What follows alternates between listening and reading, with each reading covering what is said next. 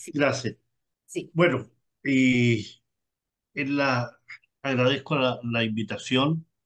y Me parece valiosísimo incluso la introducción que han dado en virtud de dar cuenta de la necesidad de conocer, de ampliar, de informarse, de, diría yo, de intercambiar ideas respecto a lo que acontece en estos momentos en nuestro planeta, ¿no? Y en ese plano, eh, lo que a mí me interesa situar sobremanera es tratar de dar cuenta de tres frentes eh, bélicos, contenciosos, que son también luchas políticas, militares, diplomáticas, económicas, comerciales, comunicacionales, ideológicas en este momento. Tres principales que podrían dar a entender y poder situar lo que Ariela acaba de comentar.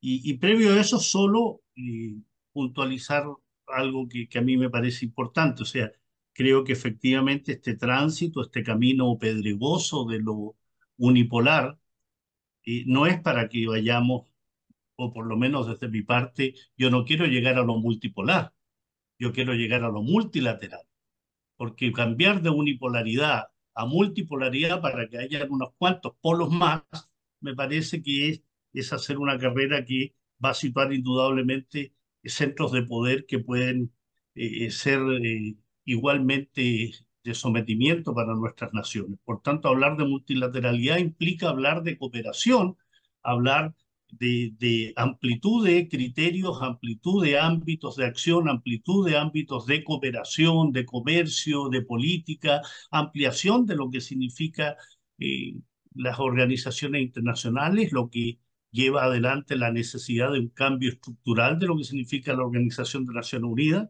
una organización absolutamente anquilosada, que no da cuenta y no ha dado cuenta jamás. No voy a usar el jamás, ¿no? En muy contadas ocasiones ha dado cuenta de para lo que fue creada. Más bien, las Naciones Unidas han sido parte de el instrumento político internacional de las potencias occidentales, llámese Estados Unidos, Francia, Gran Bretaña, Alemania o la Unión Europea, Estados Unidos y sus socios anglosajones. Así que en ese plano hablo más bien de multilateralidad. Lo otro, creo que las referencias que hace Ariela respecto a las declaraciones del presidente del Banco Mundial, la presidenta del Fondo Monetario Internacional y otra señora que hablaba de la división de poderes, me parece que es dar cuenta efectivamente de los temores que tienen los centros hegemónicos. Los temores de los centros hegemónicos es que se les termine la fiesta, que se les termine décadas o más de 10 décadas, ¿no? Más de un siglo de poder, de control sobre nuestros países. Cuando dicen que la época del desarrollo está terminando, la época del desarrollo que es conveniente para ellos, la época del desarrollo absolutamente desigual. Y cuando habla de división de poderes que nos podría dejar más pobres, la pregunta sería, ¿dejarnos más pobres de lo que somos? ¿Eso es lo que podría producirse en virtud de esta división de poderes globales? Me parece que justamente va encaminado a que esa división de poderes permita el crecimiento y el enriquecimiento de naciones que en este momento no lo tienen o que están sujetos hace décadas o desde el fin del colonialismo a sujeción de un neocolonialismo y de poderes hegemónicos como es lo que se vive en África y se vive también en América Latina, que aún muchos de nuestros países son meros exportadores de materias primas. Entonces, en ese plano, lo que señala Ariela creo que son los temores intrínsecos que tienen estos poderes representados por el Fondo Monetario Internacional, el Banco Mundial y organizaciones como la ONU u otros, ¿no? Y en ese plano, entonces, me sitúo en ese marco, sitúo tres frentes importantes de conflicto que permiten entender las dinámicas políticas, económicas, militares y otras en el ámbito mundial. Uno de ellos tiene que ver con Ucrania, ¿no? Ucrania, Europa Oriental, representa la expresión más palpable de los afanes de Estados Unidos junto a su nuevo patio trasero, que es Europa. Yo creo que como América Latina, para bien de nuestro planeta, de nuestro continente, vamos saliendo de esa condición de patio trasero en virtud diría yo, de elementos muy importantes representados por mandatarios y por ideas y por decisiones que alientan el salir de ese vínculo eh, absolutamente perverso que hemos tenido desde nuestro nacimiento con Europa y con Estados Unidos posteriormente. Ampliar el vínculo con otras naciones, incluyendo a la República Popular China, a la Federación Rusa, a la República Islámica de Irán, la India, China, perdón, la India, Pakistán y otros, indudablemente nos va situando en una posición de mayor posibilidad de autodeterminación. Y hablo de un patio trasero europeo porque Europa está sometida absolutamente a la política exterior norteamericana. No existe una soberanía por parte de la Unión Europea. Basta con que un presidente norteamericano asista a Europa, los amenace un poco y suban, por tanto, el porcentaje del Producto Interno Bruto destinado a los ministerios de la guerra, ¿no? O sea, hoy de los 31 países que conforman la OTAN, a lo menos 15 han incrementado el PIB hasta un 2%. En países dentro de los más ricos del mundo, indudablemente representa un PIB enorme, un enorme gasto militar. En política exterior, Europa ha ido permanentemente a la saga de Estados Unidos o ha cumplido el papel de testaferro de Estados Unidos. Ejemplo, Serbia, Libia, Siria, Afganistán y otros, donde la participación de la OTAN ha sido fundamental. Por ejemplo, en Libia, ¿no?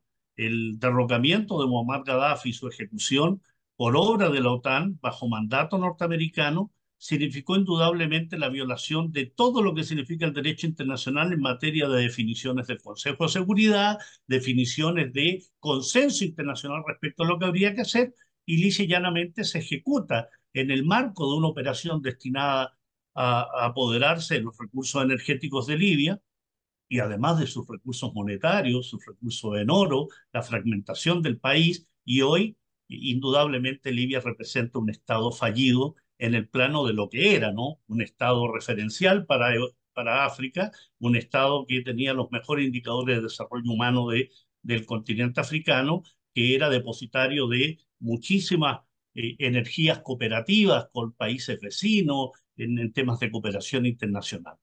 Eso es lo que ha hecho indudablemente esa Europa y Estados Unidos cuando interviene. Y en el caso específico de Ucrania, eh, suelo decir cuando converso este tema que la guerra en Ucrania no comenzó en febrero del año 2022.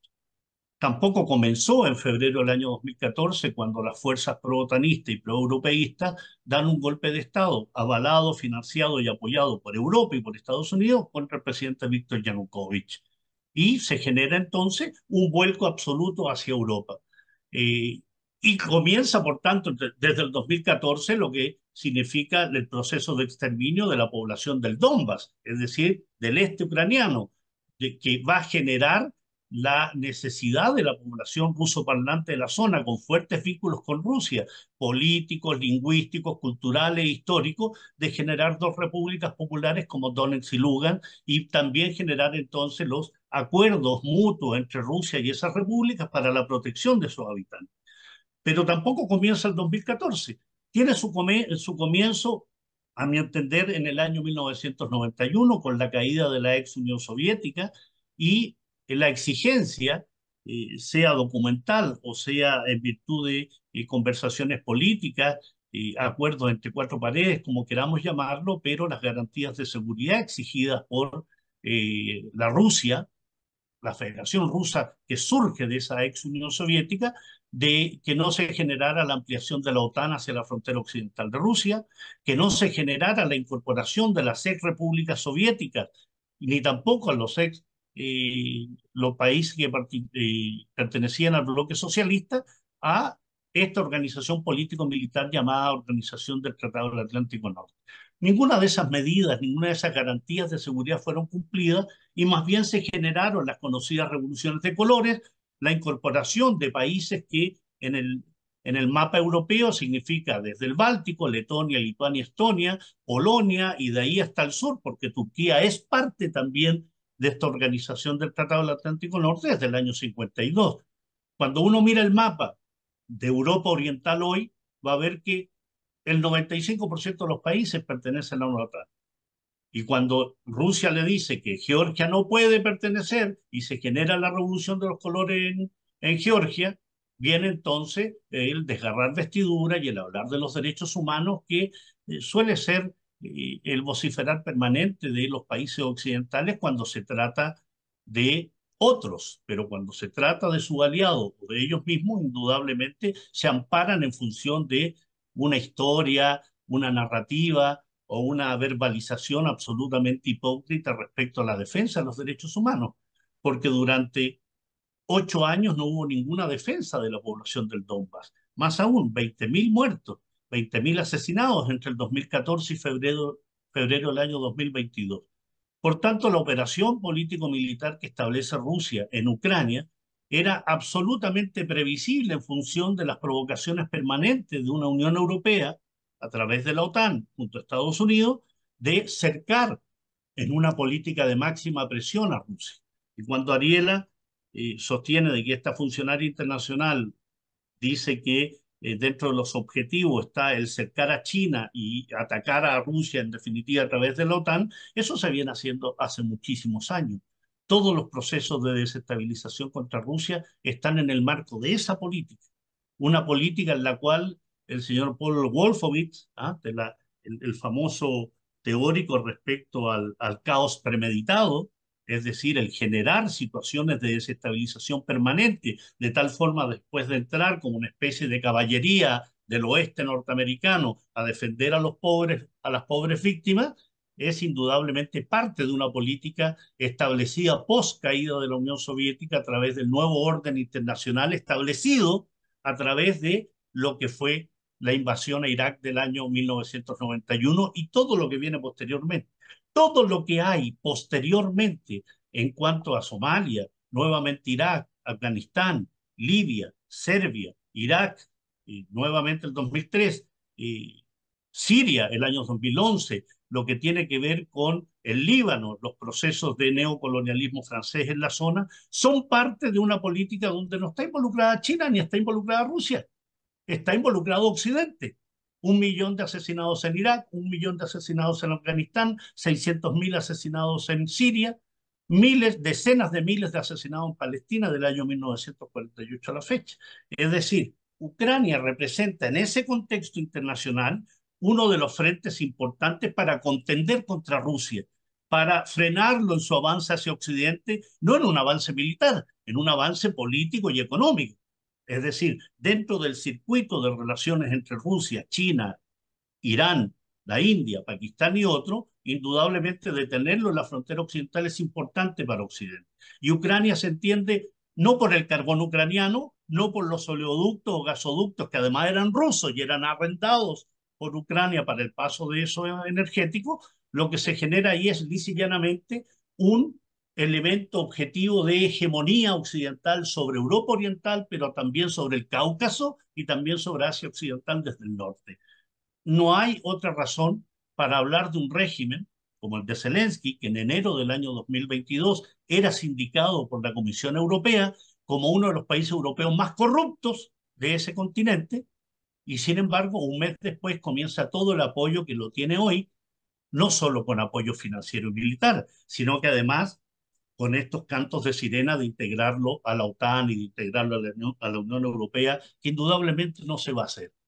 Ucrania es en este concierto lisa y llanamente un punta de lanza, una herramienta.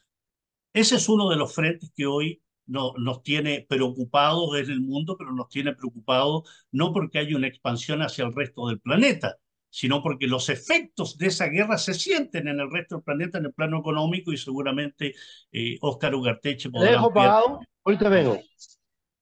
Sí, no, Ok, yo después a comprar acá siempre. vale Por Manuel, ahí 100 nos gramos. vemos. Ya. No, quiero Apenas ir a comprar uno de mil para acá. Sí. Apenas Manuel termine de comprar, Joel, Pablo, yo aprovecho para decirte que tienes, si estás con unos 4 minutos más. ya, ok, me Sí. salto a China y creo que China es un elemento absolutamente central en todo estos elementos de entendimiento, de lucha hegemónica, tiene que ver no solo con Taiwán, Taiwán es un elemento, al igual que es Ucrania, de punta de lanza y de herramienta de presión contra China. Lo importante ahí tiene que ver con las rutas marítimas, tiene que ver con el mar meridional de la China, donde transita el 40% del comercio chino hacia el Pacífico y hacia el Océano Índico y con ello hacia el mercado europeo. Y por tanto, lo importante es cercar a China en ese plano a través de bases militares en Japón, Corea del Sur, Filipinas, Australia y hasta Australia, que es parte del AUKUS, y que en función del objetivo de cercar a China son capaces los norteamericanos y los británicos, primos hermanos, incluso de traicionar a Francia, en lo que significó la posibilidad de venta de 12 submarinos convencionales franceses a Australia, que fracasó, 70.000 millones de euros menos para Francia, porque le van a entregar 3 submarinos nucleares los norteamericanos y los británicos a Australia. Es decir, China representa en el circuito de estos conflictos no lo militar en directo, ¿no? A diferencia de Rusia, donde hay elementos militares de mucha influencia en Siria, en Ucrania y específicamente. En China tiene que ver mucho más con la lucha comercial, la lucha marítima. Ya lo vimos con la guerra económica entre China y Estados Unidos. China no es un rival y que puedan desmerecerlo los norteamericanos ni los europeos por lo que significa, porque como en un juego de póker Estados Unidos dice te voy a sancionar con 400.000 millones de dólares en impuestos, en una serie de elementos de protección para mi economía, y China le dice tus 400 y 100.000 más.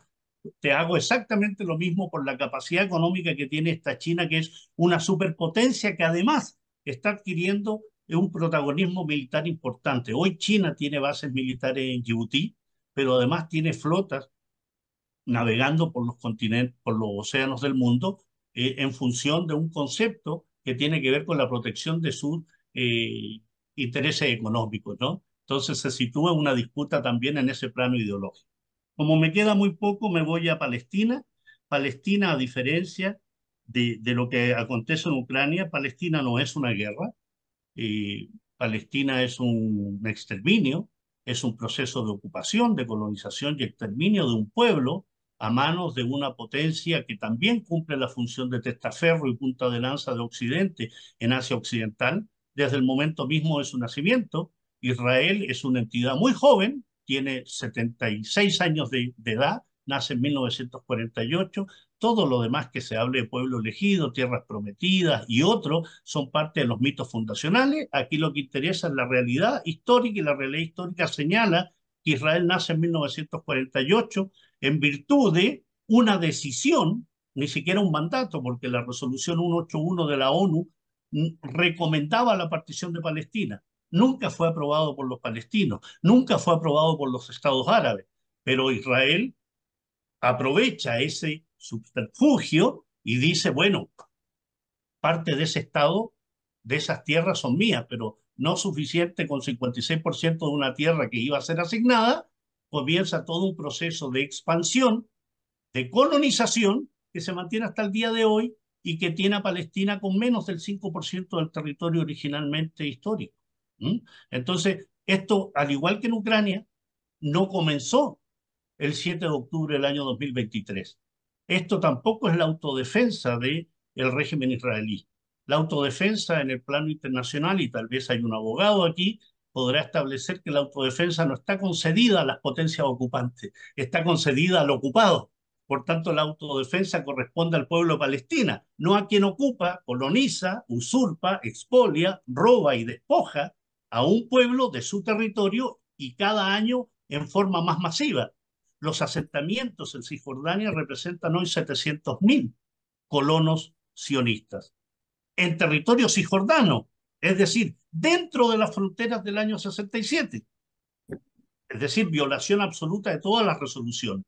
Por tanto, cuando alguien pretende, y termino con esto por el tiempo, cuando alguien pretende en este plano presentar el exterminio que el régimen nacional sionista está haciendo contra el pueblo palestino, lisa y llanamente hay que decirle, señores, ustedes no han respetado ninguna de las resoluciones de la ONU, ninguna de las resoluciones del Consejo de Seguridad, ninguna de los dictámenes que han establecido organismos internacionales que califican a Israel como un Estado racista, segregacionista, similar al apartheid sudafricano. Así que en ese plano, indudablemente, hoy lo que acontece en Palestina no es una guerra, no es un conflicto religioso, no es una lucha contra los judíos o contra los semitas, porque dentro de esta lucha los únicos semitas son los palestinos, porque difícilmente podríamos denominar semita, y tal vez alguno de ustedes podrá recordar el verdadero nombre de la señora Golda Meir.